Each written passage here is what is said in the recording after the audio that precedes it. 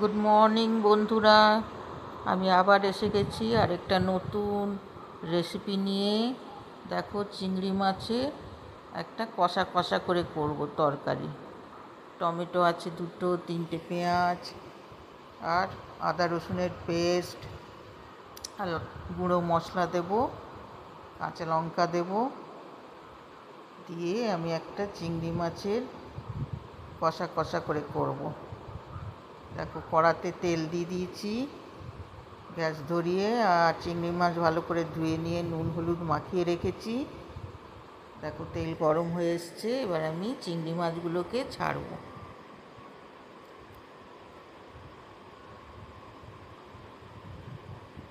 Simple সোজা একটা চিংড়ি মাছের কষা কষা করে করব।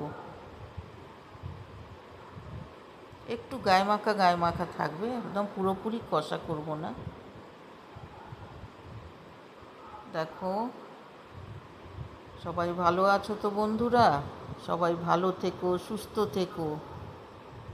আর পুজো কেমন কাটাচ্ছ জানিও। শুভ সপ্তমী। সবাই ভালো থেকো, সুস্থ থেকো, ভালোভাবে তোমাদের পুজো কাটাও, ভালো থেকো। দেখো, আমার চিংড়ি মাছগুলো প্রায় ভাজা হয়ে গেছে। এবার আমি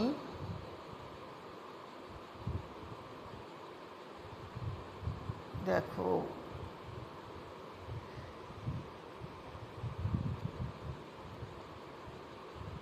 আমার সব চিংড়ি মাছ প্রায় ভাজা হয়ে গেছে। এবার আমি তুলে নেব। এই তিনটে ভাজাও হয়ে এসছে। দেখো, আমি তুলে নিয়েছি। এবারে কড়াতে শুকনো লঙ্কা তিনটে ছিঁড়ে দিয়েছি, আর তিনটে পেঁয়াজ কুচি। এবার এটা ভাজা হলে, একটু ভাজা ভাজা হলে তারপর আমি টমেটো দেব। কেমন লাগে আমার রেসিপি? যদি ভালো লাগে তোমাদের আমার রেসিপিগুলো, তাহলে লাইক করো, শেয়ার করো, কমেন্ট করো, আর অতি অবশ্যই সাবস্ক্রাইব করে দিও। দেখো, আমি টমেটো দিয়ে দিলাম। পেঁয়াজটা একটু ভাজা হয়েছে, ভালো হালকা ব্রাউন। টমেটো দিয়ে দিলাম। এবার এর মধ্যে সব মশলা দেব। তোমরা দেখতে থেকো। সবাই ভালো থেকো, শরীর মনে সুস্থ থেকো সবাই।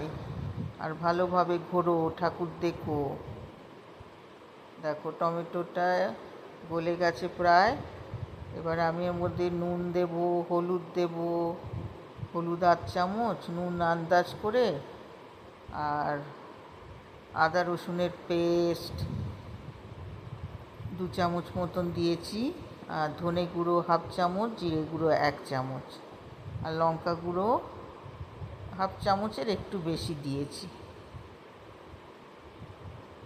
দেখো, ভালো করে একটু সামান্য স্বাদের জন্য মিষ্টি দিয়েছি। আর ভালো করে এটা কষে নিয়ে তারপরে চিংড়ি মাছগুলো দিয়ে আবার কষবো।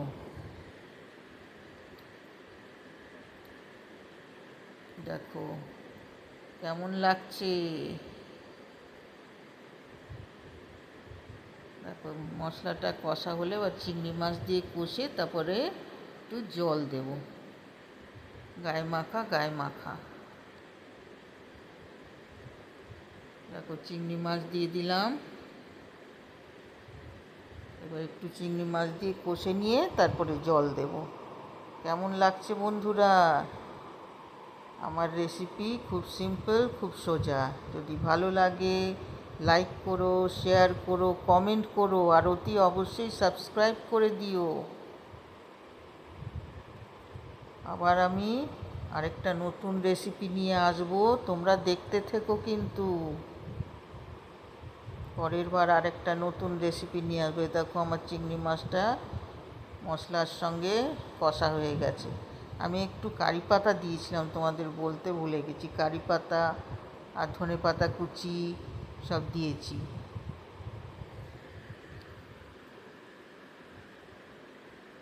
একটুখানি মাখা মাখা করব, একদম শুকনো করব না, কষা করব না, একটু মাখা মাখা করব। এবার একটু জল দিয়ে দেবো। দেখো আমার কষা হয়ে গেছে। দেখো একটু জল দিয়ে দিয়েছি, জল দিয়ে একটু মাখা মাখা করব। কেমন লাগছে বন্ধুরা?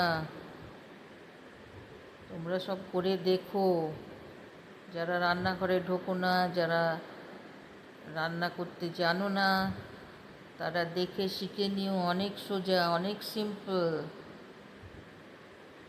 এবার একটু ঢাকা দিয়ে দেবো, কারণ ঝোলটা একটু মাছের ভেতরে ঢুকবে, তারপর তো নয় স্বাদ হবে, ভালো লাগবে। এবার ঢাকাটা খুলে একটু দেখাই তোমাদের। দেখো ফুটছে। এই এতটাই আমার ঝোল থাকবে, একটু মাখা মাখা। একটু সামান্য দুধ দিয়ে দিলাম, আমুল তাজা। একটু দুধ দিয়ে দিলাম, টেস্ট একদম খুব সুন্দর লাগবে চিংড়ি মাছের। এমনি তো চিংড়ি মাছ খুবই টেস্টি হয়। দেখো একটু দুধ দিয়ে দিয়েছি। কেমন লাগছে বন্ধুরা? তোমরা করে আমায় জানিও।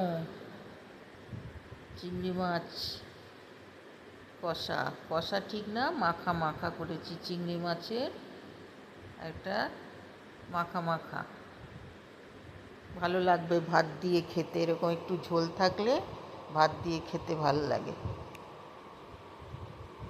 সবাই ভালো থেকো, ভালোভাবে পুজো কাটাও। শুভ মহাসপ্তমী। আবার আমি নতুন আরেকটা রেসিপি নিয়ে আসবো। তোমরা দেখতে থেকো, ভালো থেকো। তোমাদের পুজো, সকলের পুজো ভালো কাটুক। ওকে, দেখো নিভিয়ে দিলাম। Bye bye, tata.